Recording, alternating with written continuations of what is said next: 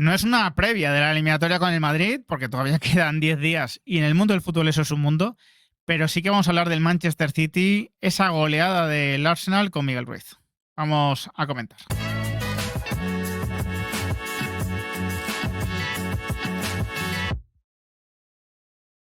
Muy buenas a todos, ¿qué tal? Ya sabéis, ¿no? Que cuando tengo que hablar de algo que no controlo al 100%, que no puedo ver la gran mayoría de los partidos, ¿no? Aunque del City sí que suelo ver bastantes, pues prefiero recurrir a la gente que sabe de verdad, ¿no? Y Miguel Ruiz, desde luego, ya nos lo ha demostrado en muchas ocasiones y también lo hace en su canal habitualmente, además de en los medios donde colabora. Así que nada, vamos a hablar un poco del City después de esa goleada infligida por el Arsenal, tremenda 5-1. Y bueno, pues poco a poco nos iremos metiendo en esa eliminatoria con el Madrid. ¿Qué tal, Miguel? Muy buenas, Ramón. Siempre un placer hablar de fútbol contigo y más con esta ocasión, ¿no? Que como tú bien dices, no es una previa, pero hablar del City ya siempre va a tener una mirada puesta precisamente en esa eliminatoria contra el Real Madrid. Totalmente. A ver, hace unas semanas hicimos un vídeo de repaso de la Premier que yo creo que le Ujú. gustó mucho a la gente. Obviamente hubo un apartado especial para el City porque ya entonces era absolutamente novedoso, ¿no? Que estuviese en esa situación. Clasificatoriamente ha mejorado un poco desde esa situación, pero vemos bueno, pues que las pasó canutas para clasificarse entre los 24 primeros en la Champions. Incluso el día del Brujas tuvo, vamos, un susto considerable y ha salido goleado del campo del Arsenal. ¿Qué le está pasando, Miguel? Porque claro, la referencia para todos nosotros de Guardiola, eh, al margen, ¿no?, de consideraciones personales, pero a todos yo creo que le tenemos como un técnico de absoluto éxito siempre, ¿no?, de una máquina de hacer puntos, ¿no?, en las ligas, en las competiciones domésticas. Y da la sensación de que lo de Rodrigo es una excusa, eh, no debería ser suficiente, esa excusa para hablar del rendimiento del City. No, no es una excusa suficiente porque le pasan muchas cosas más al City. Creo que estamos hablando de un equipo que tiene varias fugas de agua. Es verdad que quizá la más importante es la referida al medio centro, porque obviamente ni siquiera con dos jugadores se está consiguiendo que el equilibrio del equipo sea al que nos tenía acostumbrados normalmente. Está intentándolo ya con Kovacic, con Gundogan, ha jugado incluso ahí ya Bernardo Silva. Ha utilizado varias piezas para intentar que se sostenga un poquito el medio campo y ya ha instalado incluso en un 4-2-3-1 bastante claro, ya no tan escalonado como en otras ocasiones, con Marmoush como media punta, que es uno de sus fichajes en enero, pero hay más cosas, ¿no? El Manchester City está teniendo muchísimos problemas para sacar el balón jugado, algo que obviamente en eso colaboraba Rodri, pero no es el punto esencial, creo que no es el punto primordial para entender esa mala salida de balón. Está presionando muy flojito en campo contrario, está siendo un equipo que separa demasiado sus líneas, está siendo un equipo que no produce tanto a nivel creativo como para poder alimentar a un Erling Braut Haaland que, a pesar del buen rendimiento que estaba mostrando, no está consiguiendo ser tan regular como en otras ocasiones o tan productivo. Y obviamente, ¿no? Yo creo que hay una bajada de nivel bastante clara en sus jugadores y en sus líneas. Y eso yo creo que es algo que está haciendo perder un poco esa visión del Manchester City diferencial que hemos tenido otras temporadas. Yo el otro día lo decía en Twitter, no sé si es correcto o no, pero a mí me da la sensación de que este Manchester City es el más terrenal que yo he visto con Pep Guardiola en el banquillo. Es que claro, has nombrado una serie de problemas que está teniendo que son de equipo muy, muy terrenal y muy poco Guardiola, ¿no? La desconexión entre líneas, la dificultad a la hora de sacar el balón, la débil presión ofensiva, ¿no? Tras pérdida, que es, joder, Ujú. el Barça de Guardiola vivió de eso también, ¿no? No solo de la genialidad, sino vivió de recuperar a 30 metros de la portería muchas veces, dos pases y gol, ¿no? Y Ujú. 1-0, partido ya diferente. Claro, son cosas que son difíciles de desligar de incluso de Guardiola en las temporadas donde no ha conseguido tantos éxitos, alguna con el Bayern, alguna con el City. Incluso en esas temporadas eran equipos tremendamente marcados, tremendamente dominantes. Da la sensación de que el Manchester City, con todo el respeto, es un equipo cualquiera este año. Sí, sí, sí. A ver, obviamente tiene jugadores diferenciales, pero en conjunto, el colectivo, a mí cada vez me parece más normal. O por lo menos uno de esos equipos que podemos juzgar que van a estar obviamente en la zona alta de la tabla, pero que no van a ser demasiado representantes de la lucha por el título. Y eso es algo grave, teniendo en cuenta del equipo del que estamos hablando, porque ha sido un equipo que ha generado una tiranía total en la Premier League en los últimos años y que el único realmente que le ha presentado batalla de manera muy seria ha sido el Liverpool de Klopp. Y esto yo creo que son palabras mayores en una Premier en la que obviamente ya se está enfrentando a un Arsenal muy fuerte, en la que cada vez hay más actores involucrados, con el Aston Villa de Unai Emery, con el Nottingham Forest, que veremos si no se va desinflando, pero da la sensación de que al Manchester City lo hemos bajado un escalón en ese rendimiento global. Obviamente tiene una plantilla muy grande, una plantilla con piezas muy interesantes, muy grande en cuanto al nivel, no en cuanto a las piezas, porque es una plantilla bastante corta, están teniendo que tirar de jugadores que para mí no están hechos, para mí que son verdes y que están por debajo del nivel que tiene que tener el Manchester City, y hay una posición en particular que el otro día se lo decía a Quillo Barrios precisamente, ¿no? Le decía algo sobre que igual que a Brasil en los últimos años le estamos viendo que está muriendo a través de los laterales, creo que el Manchester City hace tiempo que no alinea dos laterales realmente productivos, realmente contribuidores en cuanto a la parcela de sacar el balón con cierto criterio, defender con cierto criterio y ser coherentes también a nivel ofensivo, que es algo que te exige mucho también esa necesidad de estar tan arriba, ¿no? Con las líneas tan adelantadas, como tú bien has dicho, uno de los factores importantes en los equipos de Guardiola siempre es la presión tras pérdida, y sin esa capacidad para llevar la línea arriba y poder defenderte un poquito la espalda, es muy difícil. Está alineando a Mateus Nunes, está tirando mucho de Rico Lewis, que a mí me parece que es un chaval que está dando mucho al City, pero que no tiene el nivel que tendría que tener un titular en el Manchester City. Guardiol ya sabemos que es un tipo que sufre mucho, sobre todo en el uno contra uno, en velocidad. Es un jugador que cuando le buscas la espalda y si la encuentras es muy difícil que pueda defenderte. Y eso yo creo que es algo que está pervirtiendo un poco la imagen que teníamos del City con respecto al año pasado, sin ir más lejos, y lo que estamos viendo hoy. ¿Eso obviamente se explica con un jugador como Rodri? Por supuesto, porque obviamente te daba la estabilidad, te colocaba un poquito las piezas en el campo, pero yo creo que hay más problemas aparte de Rodri, y es básicamente no haber generado un proyecto cuando estabas en la cima y querer generarlo cuando empiezas a tener problemas, que es algo que están haciendo en enero, ¿no? Fichaje de dos promesas para ser centrales, un Omar Marmoush que obviamente se tiene que asentar también en el fútbol inglés. Son demasiadas cosas para intentar hacer en algo menos de un mes de cara a esos 16avos de Champions incluso.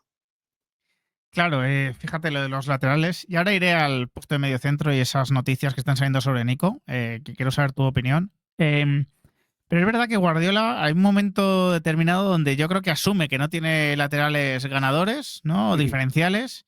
Y Sí. lo que hace, bueno, pues empieza a jugar casi sin laterales, ¿no?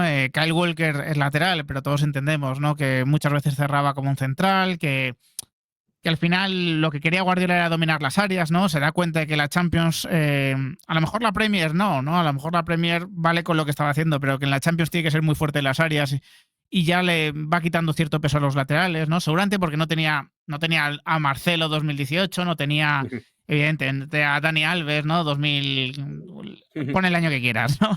Sí, sí, no, 2011, 2012. No tenía eso. Pero claro, si ya le empiezan a fallar esas piezas también en el área, en la defensa del área. Si ya Kyle Walker incluso te pide salir, ¿no? Esta temporada porque seguramente bajo su rendimiento, pues claro, no tienes ni lo uno ni lo otro. O sea, no tienes ni la seguridad defensiva ni tienes tampoco el vuelo, ¿no? Por esas bandas. Ni la producción por dentro, que es algo que había Claro. implementado muy bien el City, ¿no? En esos primeros años. Recordemos a Zinchenko, que es un Sí. jugador que él reconvierte a lateral, siendo un interior bastante creativo, bastante de finalización, incluso era un jugador con mucha llegada. Lo pone como lateral izquierdo porque entiende que tiene que entender, que tiene que tener un lateral que sume por dentro, que genere triangulaciones por dentro y que le dé opciones también a los interiores y a los mediocentros. Algo que en salida de balón es muy importante, que hacía también, por ejemplo, Mendy en el tiempo en el que jugó en el Sí. Manchester City y que obviamente ya no lo puede hacer tanto. Kyle Walker es verdad que siempre tenemos en la mirada la capacidad que tenía sobre todo para desenvolverse en jugadas que requerían de velocidad, que requería de repetición de esfuerzos, un jugador que llegaba muy bien arriba pero que también sumaba mucho abajo y un futbolista que por dentro sin ser demasiado técnico, porque no era un jugador que sumara demasiado por dentro, era correcto, era decente. El problema es que ya ese nivel no lo está dando y yo creo que el ejemplo más claro está en lo que está intentando hacer con Guardiol, que es un lateral que prácticamente vive en el pico del área contraria, es un jugador que se queda ahí un poco en segunda línea porque tiene un gran disparo desde fuera, sobre todo, y luego utilizar a Mateus Nunes, que no deja de ser un mediocentro creativo, por lo tanto, Sí. ahí es donde se ve un poco la intención de Guardiola, pero aún así no le está saliendo, y no le está saliendo primero porque el nivel de los jugadores no es el que ha tenido en otras épocas, y creo que el invento, cuando tú intentas hacerlo, esto es como cuando se hablaba mucho del Barça de Cruyff, el Barça de Guardiola, claro, tú puedes intentar jugar así con otras piezas y no te va a salir igual de bien, no te va a salir bien Claro. o no vas a llegar al objetivo. Yo creo que es un poco lo que le está pasando al City. Sin las piezas necesarias, está intentando apagar fuegos Guardiola y creo que no le está saliendo tan bien precisamente por eso. Ni tiene ese vuelo que tú comentabas a nivel ofensivo de llegar a línea de fondo, a intentar meter centros, a intentar ser un lateral ofensivo, ni tienes la capacidad para ser importante ni por dentro generando esa asociación, ni abajo siendo defensivamente correcto.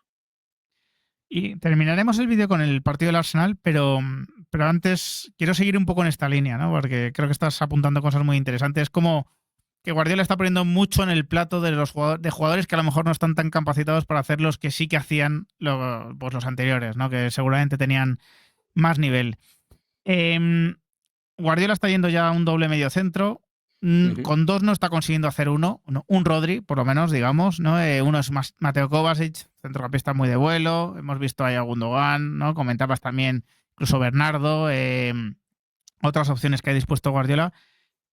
El Nico que yo tengo en la cabeza, que te confieso que no le sigo en la liga portuguesa en el día a día, pero el Nico que yo tengo en la cabeza es un centrocampista que está evolucionando mucho, pero que era más Kovacic que Rodri, ¿vale? En el Barça me acuerdo que cada vez que tenía que sustituir a Busquets lo pasaba mal, le costaba mucho cuidar su espalda. Era un jugador que necesitaba correr, ¿no? Que necesitaba vuelo.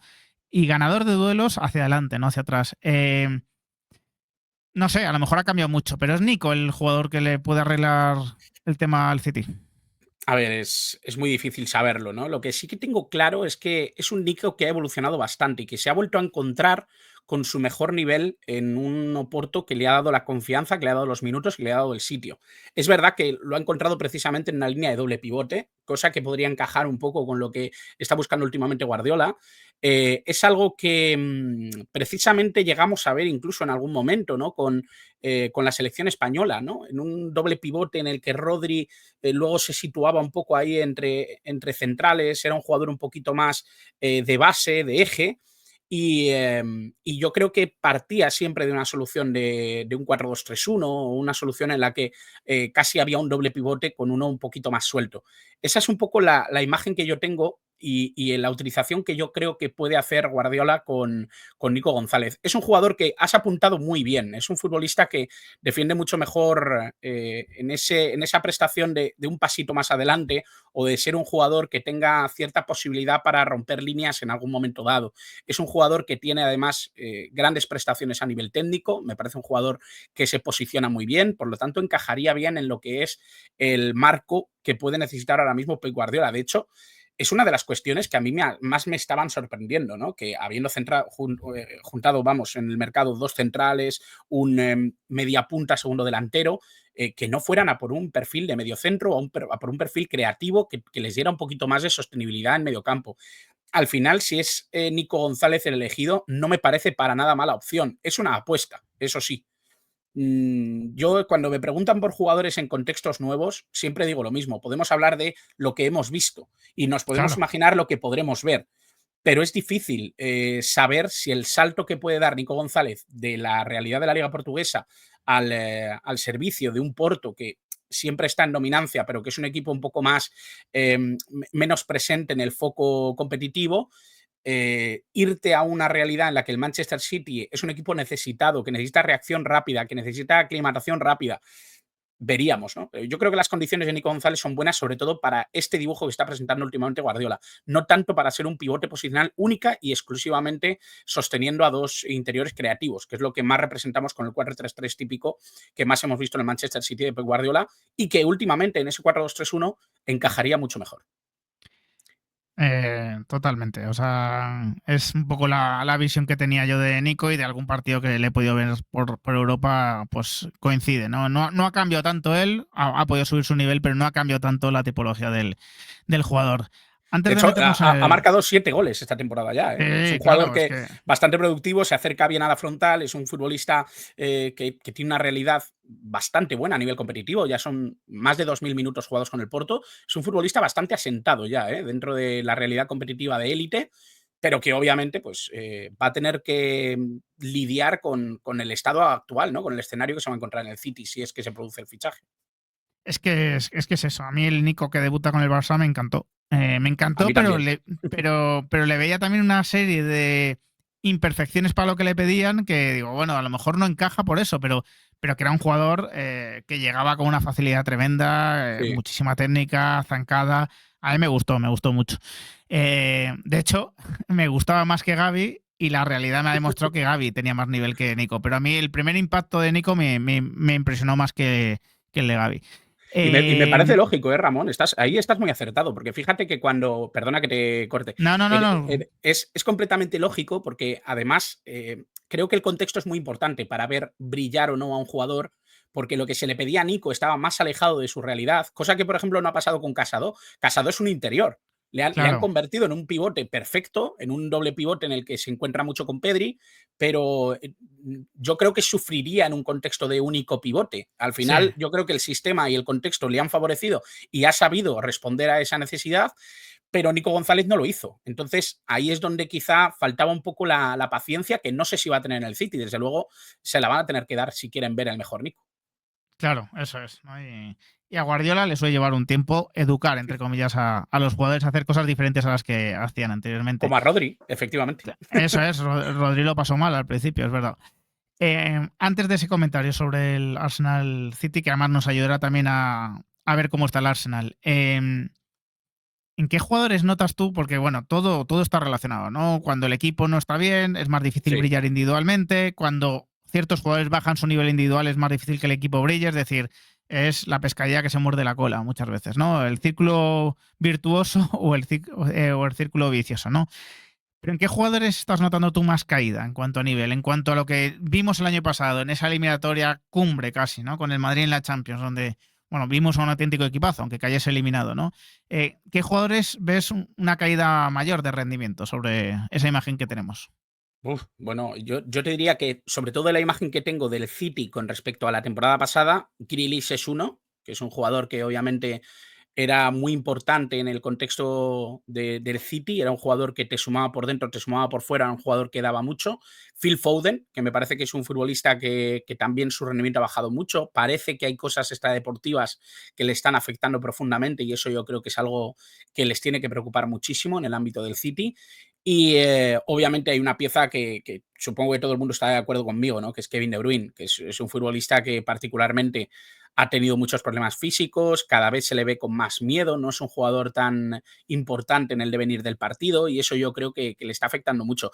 Y luego hay otro que me parece que es cuestionable a medias, que es obviamente la figura de Josko Gvardiol, que creo que es un jugador que, si bien es cierto que en un contexto mucho más favorable, mucho más dominante por parte del Manchester City, podríamos hablar de un jugador que encaja a la perfección con lo que quiere Guardiola, pero en un contexto de dificultades es un lateral que te puede llegar a quitar puntos. Y eso yo creo que es algo que va a tener que controlar mucho este City. Pero es que prácticamente de cada línea podríamos sacar 2 o 3 nombres, porque creo que ha habido una evolución muy negativa en la mayoría de los jugadores que recordamos, ¿no? De esa temporada en la que el Manchester City pelea, ¿no? Hasta el final y es un equipo muy competitivo a pesar de caer precisamente contra el Madrid. Da la sensación de que este City no ha hecho los cambios que necesitaba hacer. No ha hecho la evolución a nivel de nombres, a nivel de figuras que tenía que hacer por línea. Y eso yo creo que le va a dificultar mucho las cosas, incluso en la portería, ¿no? Yo creo que Estefan Ortega es un portero de nivel, pero no sé si es un portero de nivel como para ser titular indiscutible en el Manchester City.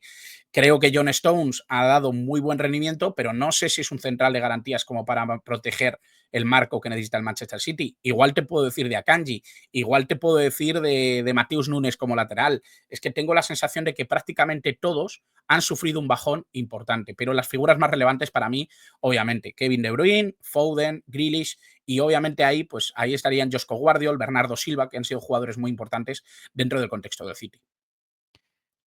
¿Cómo explicamos el 5-1 del Arsenal, no? Porque es que es llamativo, ¿no? O sea, igual que yo Sí. creo que habría que hacer un vídeo, ¿no? O hubo que hacer muchos vídeos explicando el 5-2 del Barça al Madrid en Supercopa, y dices, joder, esa paliza, ¿no? De repente, ¿cómo te lo explicas? ¿Está abultado el resultado? ¿Qué explotó el Arsenal como debilidad del City? ¿Fue justo el resultado? O sea, ¿explicó la diferencia en ese partido por lo menos de los dos equipos? Porque es llamativo, desde luego. Sí, sí, es muy llamativo, pero yo creo que sí, explica perfectamente lo que fue el partido. Es verdad que el City incluso podríamos decir que mantuvo ese nivel de intentar sostener la pelota, pero fue un equipo muy fallón, sobre todo en salida de balón. Además, es el partido en el que más se ha visto, ¿no? El Arsenal sabía lo que tenía que hacer para poder hacer daño al City. No es un secreto, es un equipo que transiciona muy mal hacia la defensa y eso obviamente el repliegue le hace muchísimo daño. El Arsenal es un equipo que puede jugar muy bien al espacio, pero es que ni siquiera les hizo falta. Fue un equipo que realmente lo que hizo fue presionar muy bien en campo contrario, ser capaz de ser insistente en esas jugadas. Trossard fue uno de los mayores culpables, diría yo, ¿no? O uno de esos jugadores que realmente pues te sacan de quicio. Es un futbolista en el que cada vez que le llegaba el balón a esa banda izquierda era muy difícil frenar que hubiera una segunda jugada, como en el gol de Thomas Partey, sin ir más lejos. La sensación que yo tengo es que fue un equipo roto, sobre todo en lo que se espera del Manchester City. Es un equipo roto, sobre todo cuando saca balón, sobre todo cuando intenta iniciar jugada. Y ahí es donde, obviamente, no es un secreto, ¿no? Arteta conoce muy bien cuáles son los secretos de este City, conocerá muy bien, perfectamente, cuáles son los problemas que está teniendo ahora mismo el City a nivel de salida de balón, a nivel de interpretar por dónde se le puede hacer daño, cuáles son las piezas a las que tienes que presionar, y eso obviamente consiguió que el marcador fuera abultado. Pero yo no sé cuántos tiros a puerta hizo el Arsenal en todo el partido, pero estuvo cerca de los 7-8.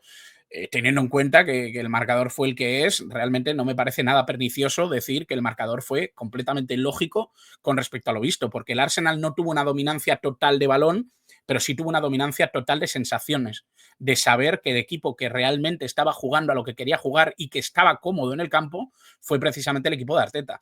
Y eso es lo que más tiene que tener miedo Pep Guardiola con respecto a su equipo.